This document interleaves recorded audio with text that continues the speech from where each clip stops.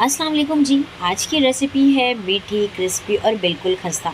मीठी सी खुशबू, खस्ता सा क्रंच और हर बाइट में देसी मिठास। आज बना रहे हैं एक ऐसी स्वीट खस्ता रेसिपी जो बहुत ही कमाल बनती है और बहुत ही लाजवाब बनती है।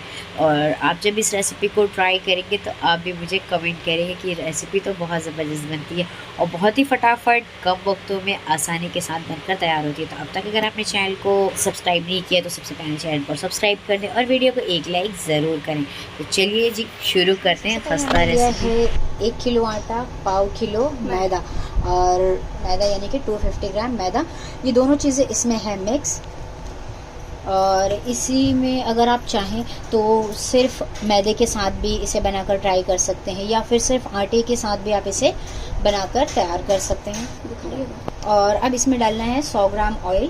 तो ऑयल इसलिए कि ये जो हमारा आटा है और मैदा है, ये चीज़ें अच्छी तरीके से इसमें डालने के बाद कि इसका जो मोम करते हैं अच्छी तरीके से, जो इसमें क्रंचीपन आता है, जो क्रंच बनता है वो इसी से होता है। तो इसीलिए इसमें ऑयल हमने यहाँ पर 100 ग्राम ऐड किया है। आप अपने हिसाब से एडजस्ट करें कि आपके आटे या मैदे की क्वांटिटी कितनी है। इस अच्छी तरीके से दोनों हाथों से मिक्स कर लेना है और बिल्कुल इस तरीके से आप मिक्स कर लें। इस तरीके से आप दोनों हाथों से इसे मोम कर लें कि आटे में जो ऑयल है और आटा, मैदा, जो सारे फ्लावर्स हैं वो आप अच्छी तरीके से ऑयल के साथ मिक्स हो जाने चाहिए। अच्छी तरीके से इसे हाथों से मैश कर लें कि इसमें कोई गुठली वगैरह ना हो, जिससे छोटी छोटी गुठलियाँ रह जाती हैं। तो ये उस वक्त होता है जब हम इसे अच्छी तरीके से हाथों से इस तरीके से मैश नहीं करते। तो इसे अच्छी तरीके से दोनों हाथों से इस तरीके से आप चाहें तो ऐसे रब करने से, क्योंकि जो आपकी छोटी छोटी गुठलियाँ बनी होती हैं मैदे की या आटे की, वो सारी चीज़ें जो है अच्छी तरीके से मिक्स हो जाती हैं। और अब इसमें ऐड करना है ड्राई फ्रूट्स। तो ड्राई फ्रूट्स आप अपनी चॉइस का कुछ भी ऐड कर लें, जो भी आपको पसंद है आप वो ऐड करें। तो इसमें हमने यहाँ पर लिया है 2 चम्मच तिल दाना। तो ये 2 चम्मच है, फुल 2 चम्मच भर करके। 1 चम्मच यहाँ पर है खसखस, 1 चम्मच और 8 से 10 यहाँ पर पिस्ते के हैं और साथ ही यहाँ पर हमने कट करके रखा हुआ है काजू, बादाम। तो इसे मैंने मिक्सी ग्राइंडर में एक बार घुमा दिया था, आप चाहें तो कट करके भी यूज़ कर सकते हैं। और ये भी सारी चीज़ें हमें डालना है आटे में ही। इसे यहाँ पर हमें कर लेना है, इसे अच्छी तरीके से आप रोस्ट कर लें, भून लें। इससे ये होगा कि आप जब इस खस्ता रेसिपी में या बिस्किट जो भी हम कहते हैं, हमारे यहाँ तो इसे खस्ता ही कहा जाता है, तो इसे आप रोस्ट करके भून करके ऐड करें तो आपकी जो खस्ते के अंदर जो सौंधापन है वो बहुत ज़्यादा आता है और बहुत बढ़िया आता है। तो इसमें हमें इसे ऐड करना है फ्लावर में। ये सारी चीज़ें इसी में डालेंगे। इसे अच्छी तरीके से कर लेना है मिक्स, कि सारे ड्राई फ्रूट्स और फ्लावर्स जो हैं अच्छी तरीके से मिक्स हो जाएं। और अब इसमें ऐड करना है नमक। तो नमक हमें हाफ चम्मच ही मैं इसमें ऐड करूँ, आधा चम्मच। इसे भी कर लेना है मिक्स। और अब इसमें ऐड करना है शुगर सिरप। तो शुगर यहाँ पर मैंने 1 किलो आटे और पाव किलो मैदे में 250 ग्राम शुगर लिया था और इसका हमने सिरप बनाकर तैयार कर लिया है। तो अगर आप ऐसा करते हैं इस पॉइंट पर कि शुगर पाउडर यूज़ करते हैं, तो ये होगा कि लास्ट में जब आप इस डो को रेडी करके रखते हैं तो वो गीली हो जाती है, आपका डो जो है वो बिल्कुल परफेक्ट नहीं होता। इसलिए यहाँ पर आपको जो करना है वो शुगर सिरप बनाकर रेडी करना है। और शुगर सिरप भी ध्यान रहे कि आप इसे गर्म पानी में रेडी ना करें, कि शुगर सिरप अगर आप गर्म पानी में भी बनाकर आटे में यूज़ करते हैं तो जो हमारा डो है वो कैसा बिल्कुल हार्ड हो जाता है, फिर जो उसका क्रंच है वो प्रॉपर बनकर तैयार नहीं होता। तो ये जो खस्ते की रेसिपी है जो बिल्कुल बिस्किट में बनकर तैयार होती है, दिखने में बहुत ही खूबसूरत और टेस्ट में तो बहुत ही बढ़िया होती है। इसीलिए मैंने ये रेसिपी आप लोगों के साथ शेयर करने का सोचा कि मैं ये रेसिपी आप लोगों के साथ शेयर करूं। तो इसे मैंने बस 1 गिलास पानी में शुगर को भिगो कर रख दिया था कि ये अच्छी तरीके से सिरप बनकर रेडी हो जाए, इसे मिक्स कर दिया था। और अब इसके साथ ही इससे गूंद कर एक डो बनाकर तैयार करेंगे। और अगर शुगर सिरप के साथ आपका डो रेडी हो जाता है तो और भी बढ़िया, लेकिन अगर आपको पानी और ऐड करने की ज़रूरत पड़ती है तो आप और भी ज़्यादा पानी इसमें ऐड करके इस डो को रेडी कर सकते हैं। तो थोड़ा थोड़ा यहाँ पर सिरप ऐड करेंगे और आटे को गूंद कर तैयार करना है। तो यहाँ इस पॉइंट पर जो मेरा शुगर सिरप था वो ख़त्म हो गया है। अब मैं इसे पानी के साथ गूंद कर तैयार करूँगी। और हाँ, इसमें जो नमक हमने ऐड किया है वो जो है इस खस्ते की रेसिपी को बहुत ज़्यादा परफेक्ट और टेस्ट में और भी ज़्यादा बढ़िया बनाता है। इसीलिए यहाँ पर आधे चम्मच नमक हमने यूज़ किया है। और अब इसे थोड़ा थोड़ा पानी के साथ गूंथकर आटा हमारा जो था वो डो बिल्कुल रेडी है। ये देखिए, कुछ इतना मैंने बहुत ज़्यादा इसे सॉफ्ट नहीं किया है और बहुत ज़्यादा हार्ड नहीं रखा है। बस इतना है कि इसे जब गूंद लें तो गूंदने के बाद जब ये रेडी हो जाए आपका डो, तो इसे 30 मिनट्स के लिए रेस्ट पर छोड़ दें। कवर करके 30 मिनट्स के लिए हमें इसे रेस्ट पर रहने देना है कि जो हमारा डो है वो बिल्कुल सेट हो जाए।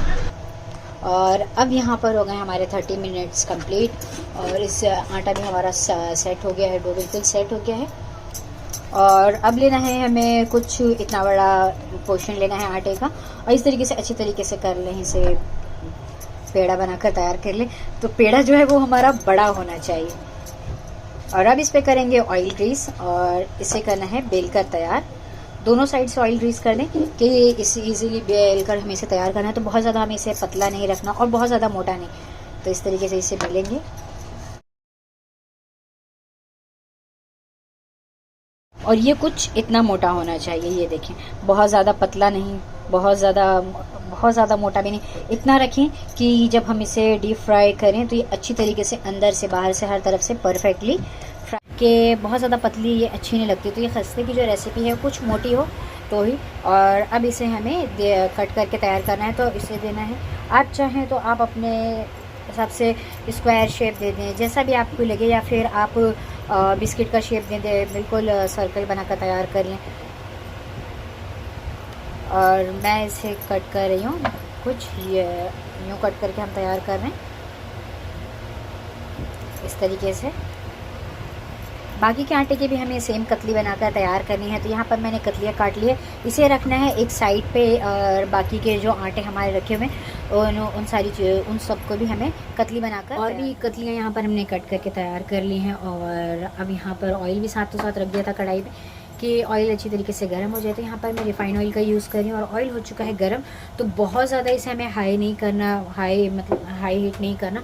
इतना करें कि ऑयल अच्छी तरीके से गर्म हो जाए। और अब हम इसमें जो है वो कतलियाँ अपनी डालना स्टार्ट करेंगे।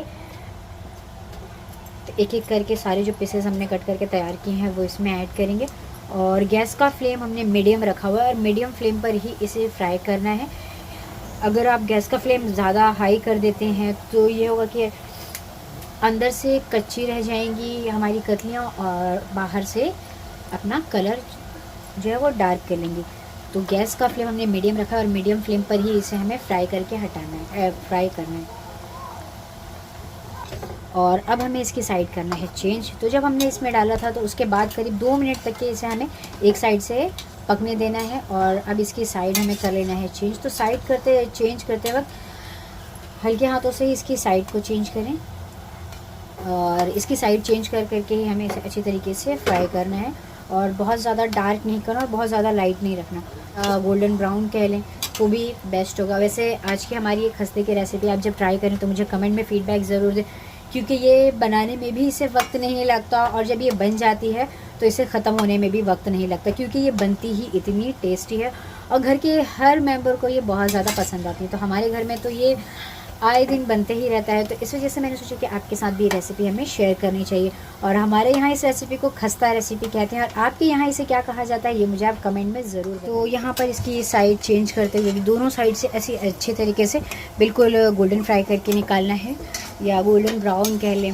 और जब आप इसे निकालते हैं ऑयल से बाहर करते हैं उसके बाद भी ये कुछ अपना कलर डार्क करता है। तो इसीलिए ध्यान रहे कि आप जब इसे फ्राई करें तो बिल्कुल इसी पॉइंट पर इसे निकाल लेना है। और ये अंदर बाहर मीडियम फ्लेम पर ही इसे अच्छी तरीके से इसकी साइड चेंज करते हुए इसे फ्राई करना है कि अंदर से भी अच्छी तरीके से पक जाए। वरना अगर आप हाई फ्लेम पर करते हैं तो अंदर से ये कच्ची रह जाती है और बाहर से कलर जो है बिल्कुल परफेक्ट बनकर तैयार हो जाता है।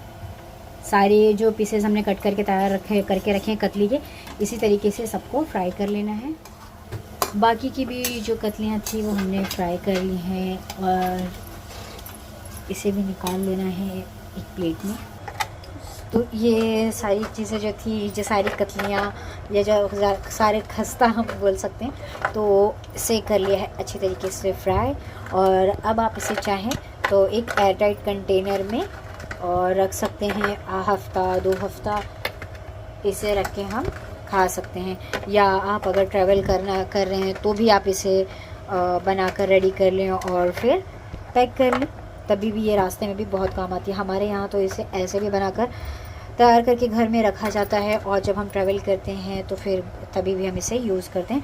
और साथ ही हम ये देखिए, मैं आपको एक तोड़ कर दिखा रही हूँ कि ये कितना सॉफ्ट बनकर तैयार हुआ है, और अंदर से भी और बाहर से बहुत ही ज़्यादा बढ़िया लगता है। तो फ्राई करना जो मेन है, जो इसकी ट्रिक है वो मेन फ्राई करने में ही है कि जो गैस का फ्लेम होगा वो मीडियम होगा, और मीडियम फ्लेम पर ही हमें इसे स्टार्टिंग से एंड तक फ्राई करना है, क्योंकि ये अंदर तक जब कुक होते हैं तो फिर इसका जो टेस्ट होता है, फिर भाई जब आप बनाएंगे तो आप खुद भी इसके फ़ैन हो जाएंगे। और शेप का तो उसका कोई टेंशन ही नहीं, आपको जो भी आपकी अपनी चॉइस है, जैसा भी आपको पसंद आए आप इसे वैसा शेप दे दें। और आज की हमारी खस्ता रेसिपी तैयार है, आप इसे ज़रूर से ट्राई करें, और मुझे कमेंट में फ़ीडबैक ज़रूर दें कि आपकी रेसिपी कैसे बनकर तैयार हुई और आपके यहाँ इस खस्ता को क्या कहा जाता है। तो चलिए मिलते हैं एक नई रेसिपी के साथ नेक्स्ट वीडियो में, तब तक के लिए रखें अपना ढेर सारा ख्याल। अल्लाह हाफिज़।